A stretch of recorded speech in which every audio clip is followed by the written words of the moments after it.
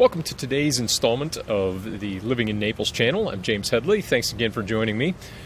Today I want to talk to you a bit about a topic that's been top of mind for everyone on the buyer's side, or most everyone on the buyer's side for, now 8-9 months. And that is, how can I really compete in such a strong seller's market as a buyer?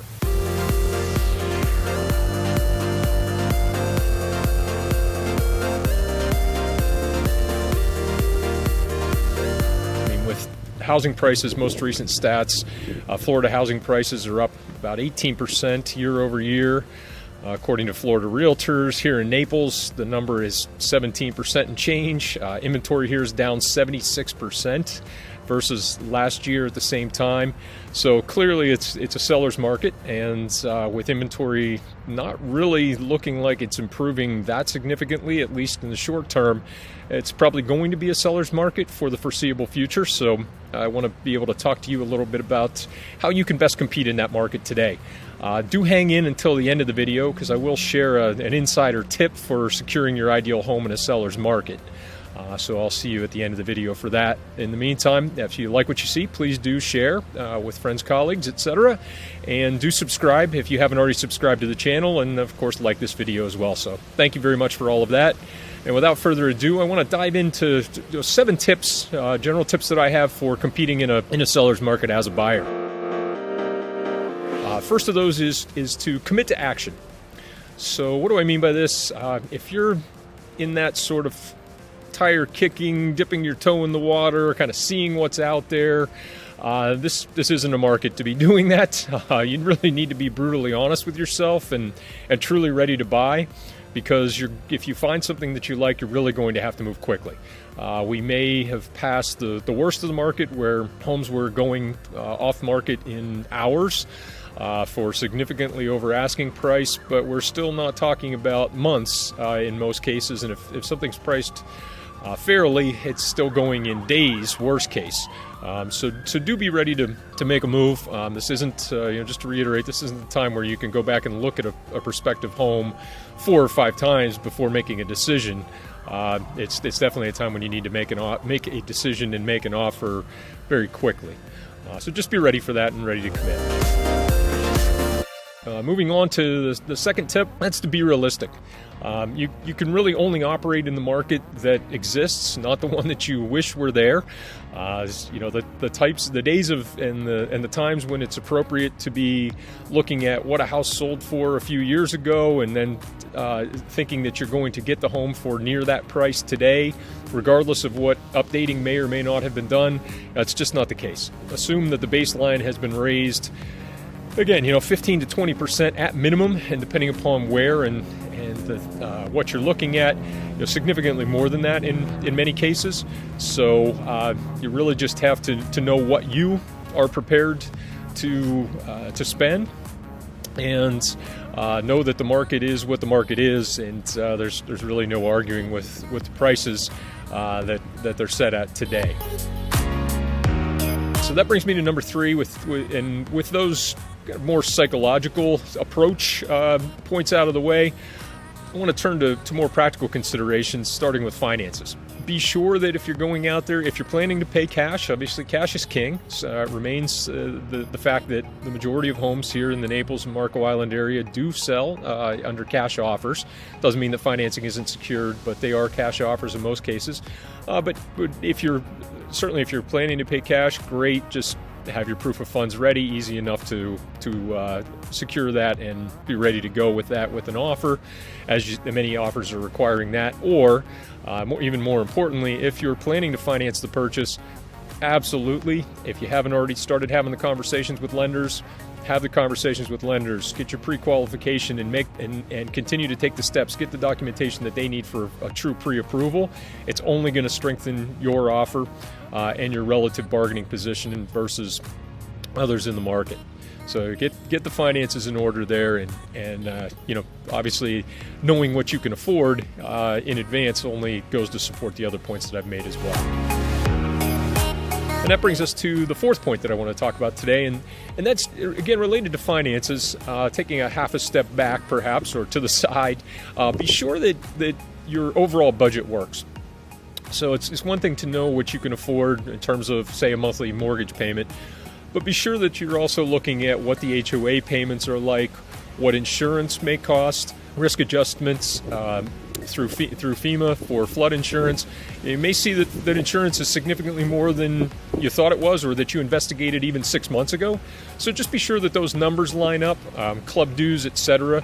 That'll also help you to target the right communities. And as always, feel free to reach out to me. We can talk about all these numbers and help to narrow down that search for you to the communities that are going to fit best within your overall budget. With that said, I'm going to turn to the fifth tip, and that is to develop a relationship with a local agent. It may sound a bit self-serving, and apologies for that, but having someone who knows the area that can go and look at homes for you, certainly I'm happy to video conference with you, FaceTime, etc.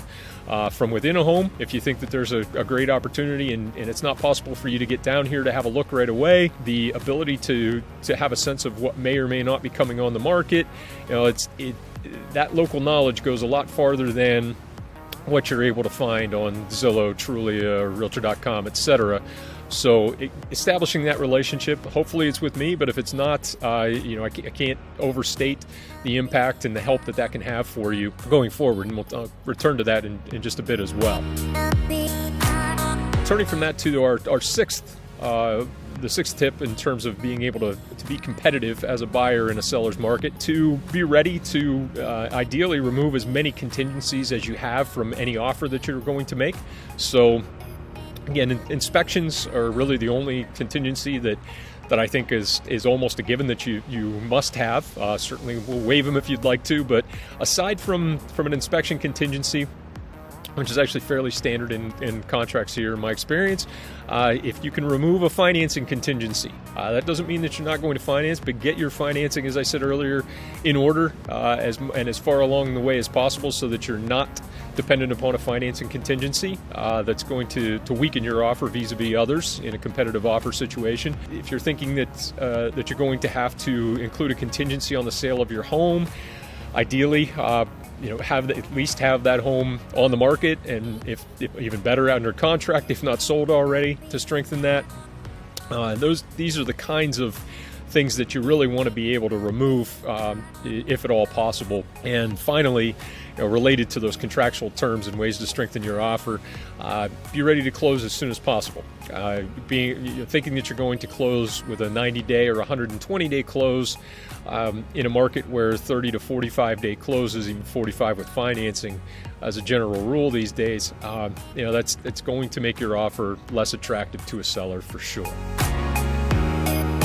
Brings me to the last of the seven, and that is to write an offer. Definitely write an offer that you feel comfortable with. Not advocating for going out and being crazy aggressive or offering more than you feel something is worth, or that you're comfortable in offering. But that said, now is definitely not the market conditions where you can lowball. Thinking about the sort of adages and rules of thumb out there for many years and in many markets of maybe come in 10% under or 5% under asking price and assume that there's going to be some back and forth. In this market, don't assume that there's going to be any back and forth. You really do have to come with a very strong offer, because again, if the home is an attractive home, if it's priced reasonably fairly, there are going to be other interested buyers out there, and chances are that one of them is going to make a strong offer. So the seller is going to be more apt to work with someone who's come in closer to their asking price, rather than planning to go back and forth with someone who's trying to come in with if not a lowball offer, then certainly at a more significant discount than others on the market. And then finally, I want to come back to, I thank you for hanging in here till the end. I did want to come back to that insider tip that I promised, and that is the off-market listing. Is if you are working with a local agent, if you've been able to identify, as we would be able to do, the right homes, the right communities, the right neighborhood, etc., for you, then maybe the best way to secure that ideal home, and perhaps the best way to secure that ideal home on terms that will be closest to what you would like to do, is to find a home that's not currently on the market and essentially put it on the market. So making, with me reaching out to, as I've been able to do for a number of clients over the past year, being able to reach out to a prospective seller or someone who isn't thinking themselves necessarily as a prospective seller, but who might be willing to part with their home without it ever seeing the light of day in the market, could be the best route forward for you. And that's certainly something that, again, that I've had experience here with clients, and it's really been the only answer in some cases. Particularly, this is only going to work if you understand and are ready to go on all of the 7 items that I talked about before. It's not great for you if you're just kind of trying to figure out where you want to live, what kind of home you want to live in. That's not going to be the best strategy. But if you know that you absolutely want to live in community X and you need a 3-bedroom, 2-bath condo, and it needs to be in a particular section of that community, that gives us a real great opportunity to at least try the off-market approach. I appreciate you hanging in. Thanks so much for joining today. Again, please do like, subscribe, and share, and I'll see you on the next episode. Thanks so much.